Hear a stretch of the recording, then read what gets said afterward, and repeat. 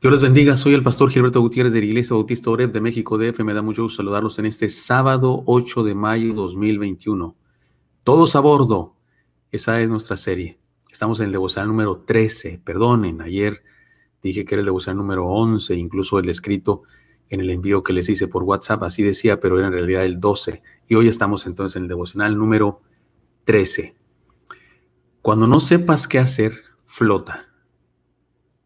Este es la enseñanza. Recuerden, no estoy haciendo el mismo devocional que ayer, ni el mismo que antier, solamente es la misma serie, porque dentro de la serie completa, que son las enseñanzas del arca, dentro de esa serie, estamos haciendo una miniserie basada en una sola enseñanza del arca. Cuando no sepas qué hacer, flota.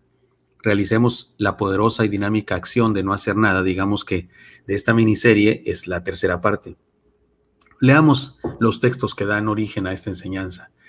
El diluvio duró 40 días sobre la tierra, las aguas crecieron y levantaron el arca y se elevó sobre la tierra.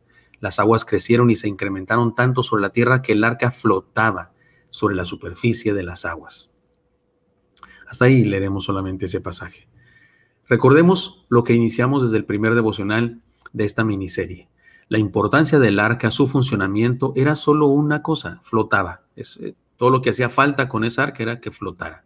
No tenía motor, no tenía remos, no tenía ancla tampoco, solo flotaba, era su única función. No fue construida para navegar, sino para flotar. No fue creada para realizar algún recorrido ni para llegar a algún lugar. El arca solamente debía mantenerse a flote. Nos hemos preguntado, desde el primer devocional de esta miniserie, ¿cuándo utilizamos este principio? Yo les he compartido, cuando estamos inseguros, cuando tenemos dudas, cuando no sabemos qué hacer, cuando nos sentimos vulnerables. ¿No sería bueno aplicar el principio del arca? Flotemos, flotemos. ¿Qué hicieron Noé, su esposa, Sem, Cam y Jafet, sus hijos, y la esposa de cada uno de ellos? ¿Qué hicieron durante casi un año, o algunos piensan que más de un año? ¿Qué hicieron? Flotar, eso fue todo lo que hicieron. No remaron, no pusieron anclas, no pusieron velas, estaban dentro, protegidos, y dejaron que Dios les dirigiera. No remaron, flotaron. Por eso es tan importante esta enseñanza y por eso nos ha dado para varias ocasiones en las que hemos meditado, la de ayer y la de antier, por ejemplo, y hoy una vez más. Para entender mejor lo que significa, estamos tratando de responder a la pregunta, ¿qué es flotar?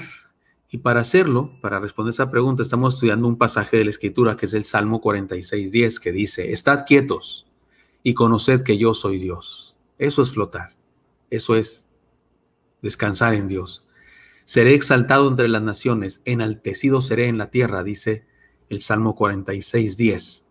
El pasaje es muy claro, estar quietos es una orden de Dios para nosotros cuando queremos conocerlo mejor.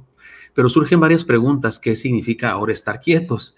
Ya nos dijeron que eso de flotar significa estar quietos, confiar en Dios, pero ¿qué significa eso de estar quietos? Porque en ocasiones es tan importante, ¿por qué en ocasiones es tan importante dejar de hacer? ¿Qué valor tiene no hacer nada? Reflexionemos y aprendamos a vivir a plenitud. Ahora recuerden que lo he dicho, regularmente los seres humanos hacemos cosas que Dios nos manda, porque en ocasiones Dios nos pide que hagamos cosas.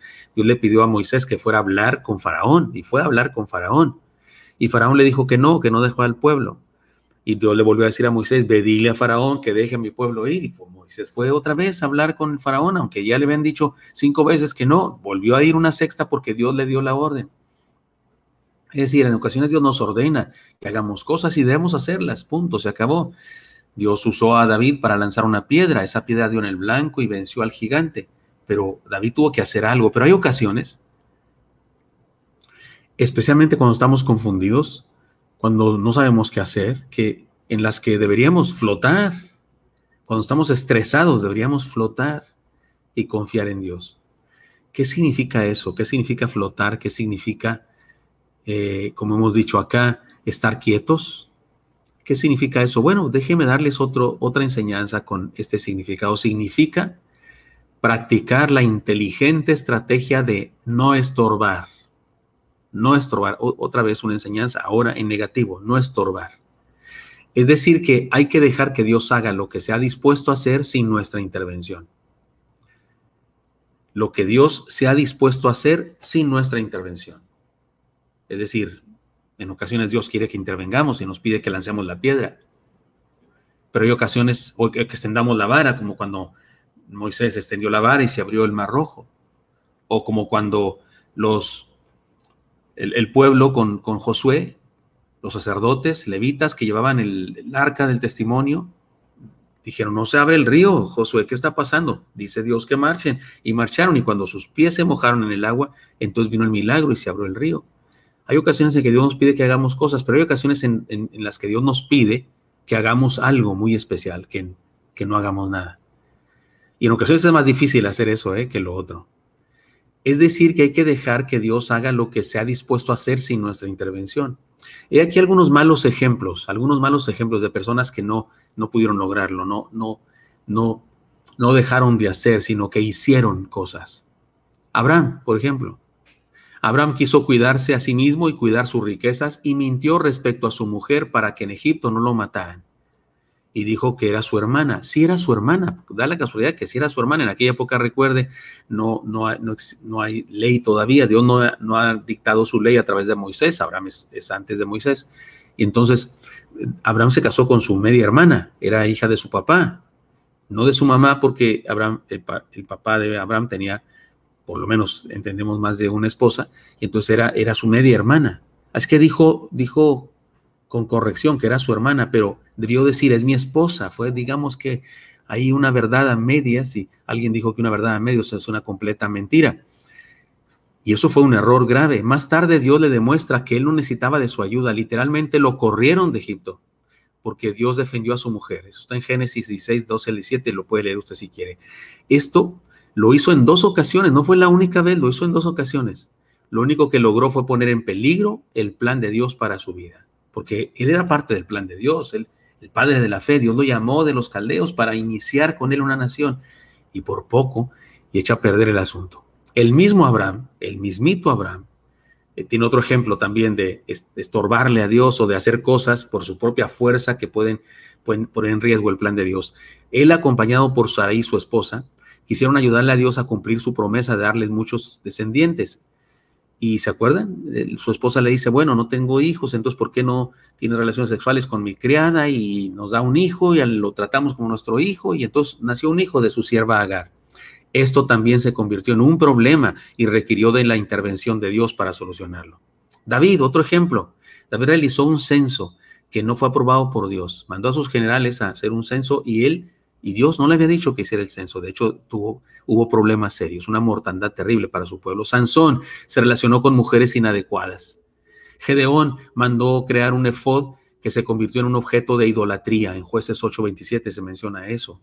Y Jeremías huyó de una mujer en vez de confiar en aquel que lo había ayudado a vencer a 850 sacerdotes paganos. Imagínense, venció a 850, bueno, 450, si estaban los de Astoret también, entonces eran 850, pero a los que hayan sido de 10 para arriba son muchos, ¿no? Y estos eran cientos, y los venció. Y luego la reina malvada pagana, que ella era la que mantenía a esos sacerdotes, le mandó una carta de muerte y él huyó en vez de enfrentarla.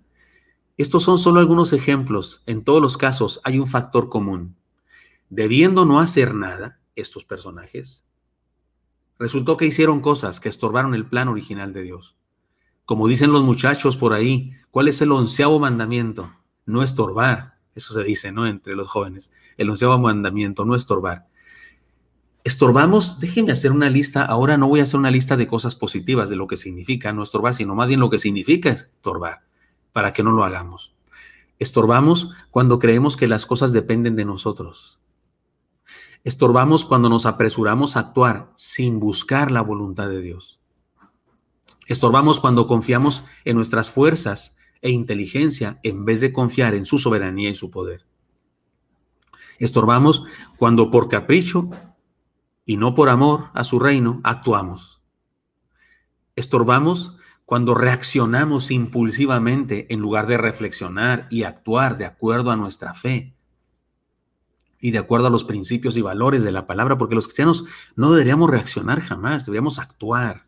Las reacciones siempre son intempestivas, llenas de emociones, sentimientos y muy a menudo cargadas de pasión que nos turba la razón. Por eso, estorbar es actuar así, impulsivamente.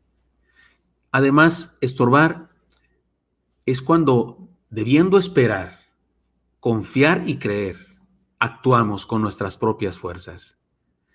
Y estorbar o estorbamos cuando en vez de ver a Dios actuar, pretendemos ser nosotros los protagonistas.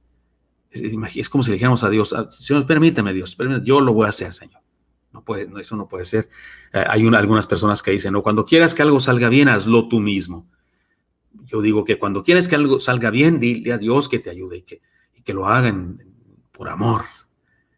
Y tal vez lo va a hacer, pero nos dice, pero tú lanza la piedra y yo hago que llegue a su lugar. Pero tú extiende la vara y yo abro el mar. Pero ustedes griten y yo tumbo la ciudad. Es decir, hay ocasiones que Dios nos pide que hagamos cosas, pero hay ocasiones en que nos pide que no hagamos y que lo dejemos a Él actuar. La cosa es muy clara. Es mejor que Él haga las cosas y nosotros solo esperemos en Él, especialmente cuando estamos turbados, preocupados, ansiosos, cuando tenemos tristezas, cuando no sabemos qué hacer y estamos confundidos. Flota. Si el arco hubiese tenido remos, bueno, pues que los usaran. Si hubiese tenido velas, bueno, pues que las izaran, pero no tenía nada de eso. Dios no ordenó que tuviera eso, porque Dios quería que en esa ocasión solo flotaran. ¿Qué quiere decir eso? Confiaran en Él, esperaran en Él, no estorbaran. Aprendamos pues la poderosa y dinámica acción de no estorbarle a Dios. Grabémonos en nuestro corazón esta enseñanza. Cuando no sepas qué hacer, flota. Realicemos la poderosa y dinámica acción de no hacer nada. Espero que esto sea útil para usted. Me encantaría encontrarle el día de mañana, pero vamos a orar. Señor Santo, bendícenos a mis hermanos y a mí. Y en este tiempo de pandemia, permítenos flotar y confiar y esperar en ti, Señor. Y también te pido que bendigas a los enfermos, a los atribulados en los hospitales y a los hermanos que están ansiosos, tristes, preocupados. Bendice a tu pueblo, Señor. Sánanos, bendice la economía de cada hogar. Te lo pido en Cristo Jesús. Amén. Espero que esto sea útil para usted y me encantaría encontrarle el día de mañana. Hasta pronto.